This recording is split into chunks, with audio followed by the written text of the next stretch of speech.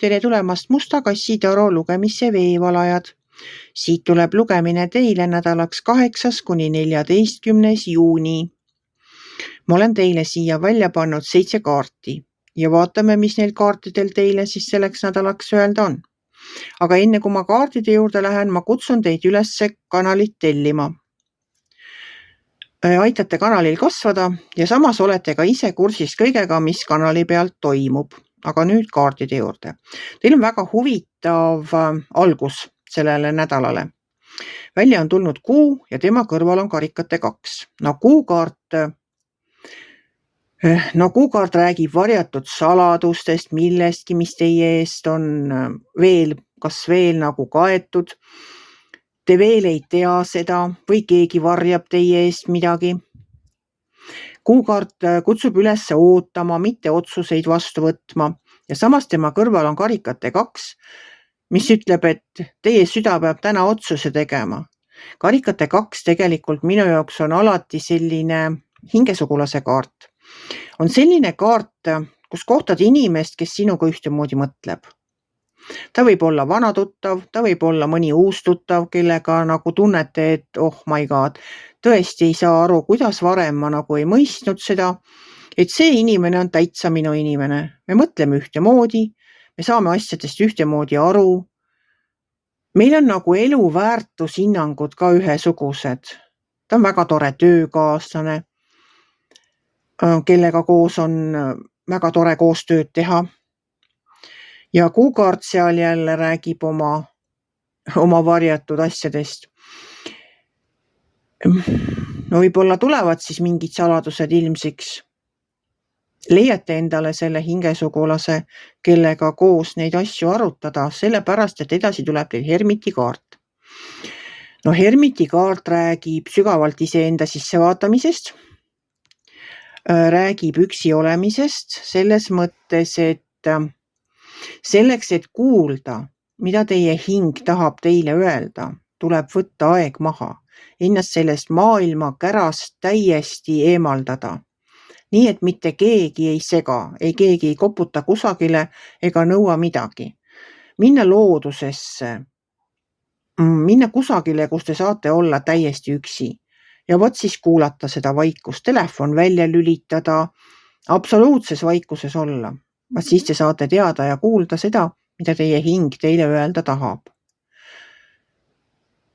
Hermiti kaardil on minu jaoks alati ka see tähendus, et see vastus nagu tuleb, et see lamp peas hakkab põlema. Kui ennem oligi see kuu ja pimedus ja varjatud ja udu, ei osanud valida, ei teadnud, kuhu suunas minna, siis hermiti kaart nagu valgustab, paneb lambi peas põlema, et see vastus tuleb. See ongi täpselt see, et kui istute pimedas toas, keegi tuleb ja paneb tule põlema, te näete palju paremini.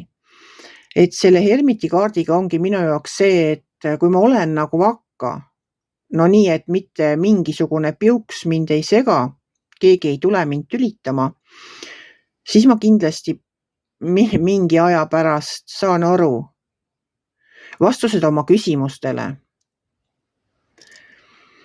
tulevad lihtsalt ise minu juurde. Edasi tuleb teil siin sauade 10 ja sauade 10 on raske koorma kaart. Te kas ise olete endale võtnud raske koorma ja nüüd ägate selle all või teile on pandud liiga palju kohustusi. See kaart räägib liiga paljudest kohustustest. Liiga palju on vaja tormata kusagile, käia ja aidata teha tööd või mis iganes on teil see koorem seljas, siis seda on teie jaoks liiga palju. Te tunnete ise, et te ei jaksa rohkem enam. Alumises reas on teil siin karikate rüütel koos müntide rüütliga. Karikate rüütel armastab teenida. Tema sõnum on see, et tuleb inimesi teenida, tuleb inimeste heaks üht-teist teha. Müntide rüütel on raharüütel.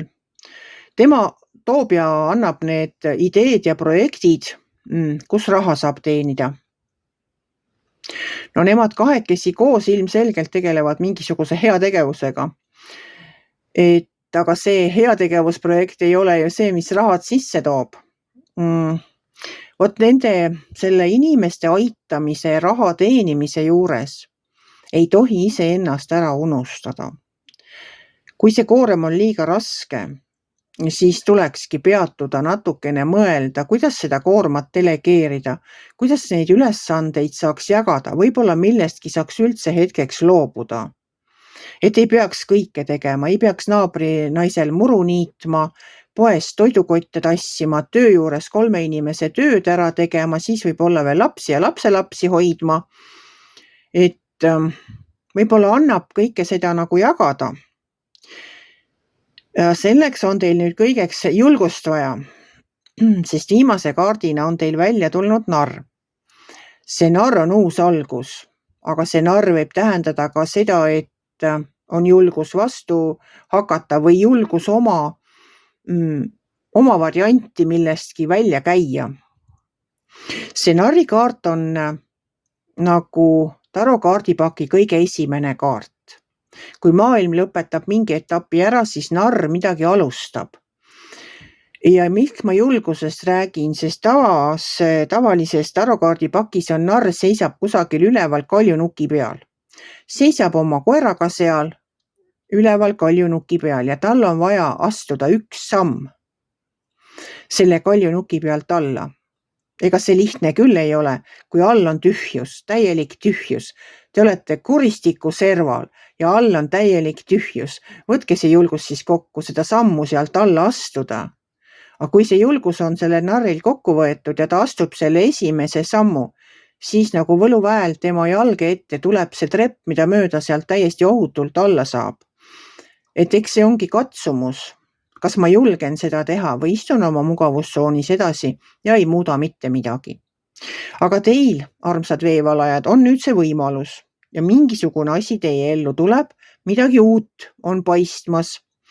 Ma loodan, et see uus aitab teil sellest raskest koormast vabaneda, et see hingesugulane, kelle te kohtate või olete juba kohanud, aitab teil selgusele jõuda või vähemalt koos teiega seda teed või uut asja alustada või teed käia. Jah, ja et hermiti lamp siis teil ka tõesti peas põlema hakkab, et te näete selgemalt kõike seda, mis teil täna vaevab. Et eks meil kõigil ole mingisugused oma probleemid, mis meid vaevavad või küsimused, millele me vastuseid tahame saada. Et karikate rüütel koos müntide rüütliga on täiesti toimiv paar.